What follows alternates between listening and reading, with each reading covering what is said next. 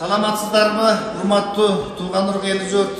Мана бул болсо Кызыл Суу Кыргыз автоном областтык кесиптик техника институтунун окуучулары. Мана биз буларга ошол музыка боюнча ошо күүлөрдү, манастарды айттырып үйрөтүп аткан кезибиз.